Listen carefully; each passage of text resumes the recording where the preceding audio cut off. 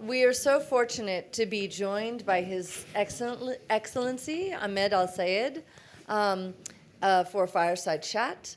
And if someone could remind me how much time we have? We have 15 minutes. 15 minutes. Okay, we have a lot to accomplish in 15 minutes. So I don't know if you were able to hear the wrap-up of the previous session that I gave. Actually, I just came. Okay.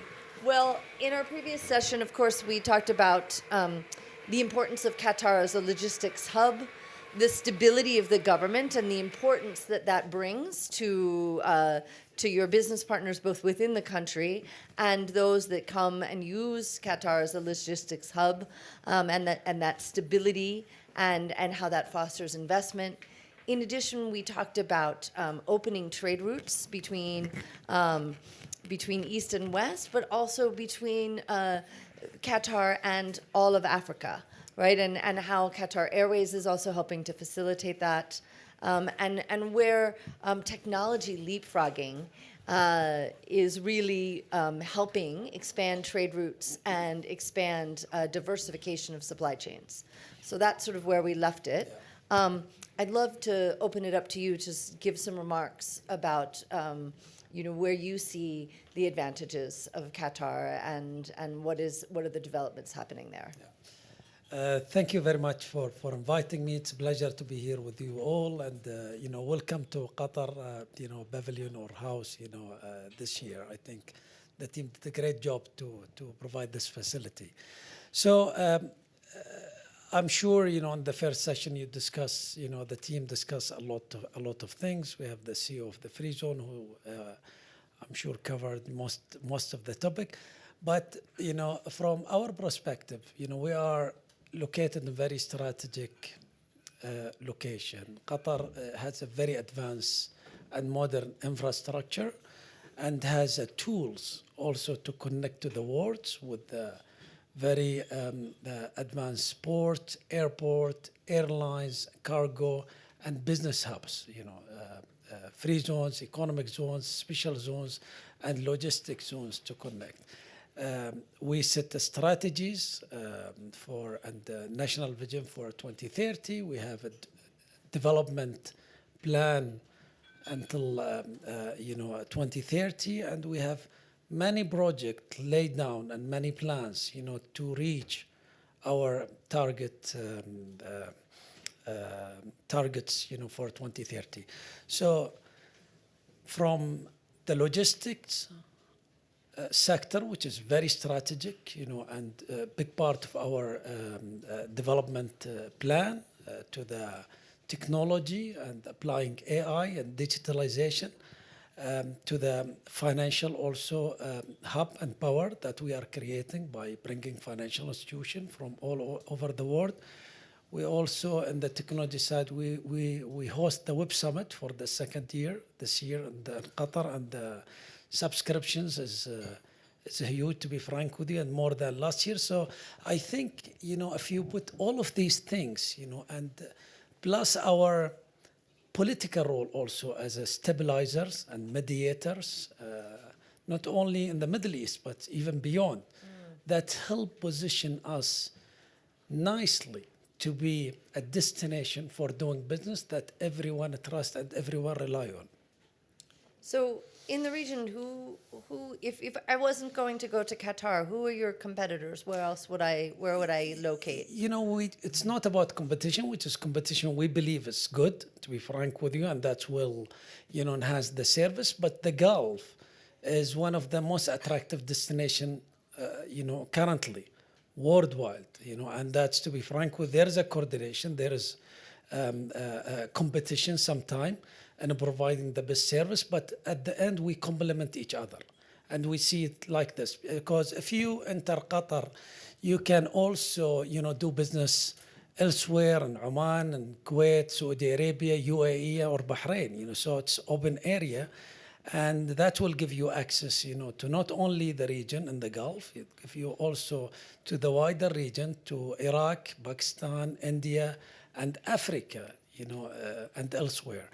We have connections, we have trade routes, we have the port and the airport, and we have one of the, or the best airport worldwide who win a lot of prizes. Qatar Airways do the same. Yes, it's amazing. So, with the modern infrastructure, that we have, the connectivity is there, and you are, at the middle of the world, and if I can say that. So we talked a lot about expansion into Africa. We are going to see a hugely growing, the population growth in Africa is going to be larger than anywhere else in the world. What are the top 5 places in Africa that you think people need to focus on, and where Qatar is facilitating trade links? Yeah. To be frank with you, Qatar is, we have activities in Africa. We have a lot of visits, and we keep excellent relationship with all countries, or most of the countries there. We are, in a way that we are, giving our hands to everyone to help and to support, and we treat everyone equally. To be frank with you, we try to keep everything equally. We might achieve more or less based on the activities on the ground and based on the business opportunity that we have. But for example, we do investment in Africa, and we also have connectivity in Africa. So for example, Rwanda Airport, we also own 50 or 49% of that airport, and we keep it as a hub to do business and as a linking point to Africa. And we are also considering other things in many countries. But the location of Qatar and the trade route that we built with African country position us very well to help other also to come to do business with African from Qatar. Okay. What would you say is sort of, when we think about the different types of businesses that are locating in Qatar, the different types of logistics companies, where is there a sector that's growing particularly? Is it healthcare? Is it consumer goods? Where do you see the biggest growth? We are forward looking.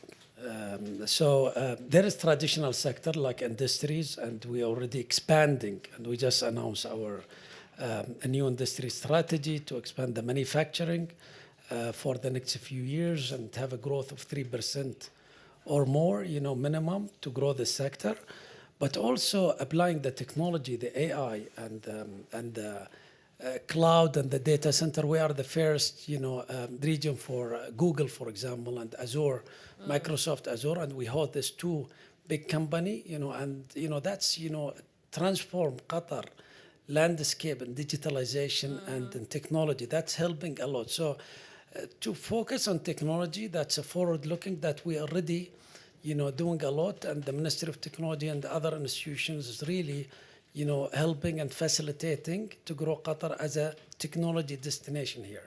We also, QIA investing or creating the fund of fund for venture capitals.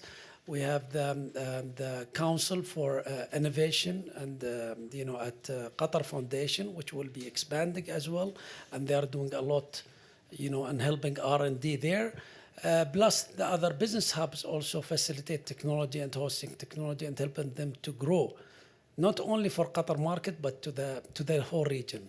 The other one, the logistic, and it's very traditional, but it's very important. And we are applying also technology and AI to enhance our logistics situation. And many companies, FedEx, DHL, and the other players, even Alibaba and other, they are, working together, to have a position or working with us on this aspect. So, using Qatar Airways, using the cargo business, and using all this, companies and cornerstone with us, position us very well to attract business and to link the West and the East together.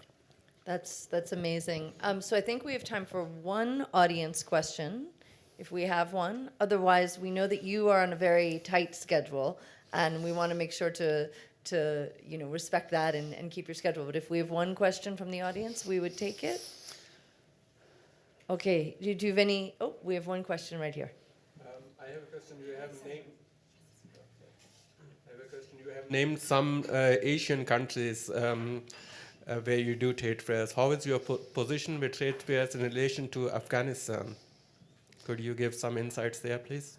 Well, it's not on the top of my head today, but we facilitate stability in Afghanistan, and We did during that time also a lot of logistic support, between Doha and Afghanistan, and I think the potential it's big between both of our country. And Asia, Central Asia, and Afghanistan is not far away from Doha, so I think we can do a lot of things together. Thank you. So if I could summarize then, you're playing both a technological role, a logistical role, and a diplomatic role to connect East, West, North, and South, and to expand trade in the broader region. Is that, would you say that was accurate? Exactly. And also I would like to add the education sector is very advanced. We are hosting top international school in different subject matter, and engineering and business and technology.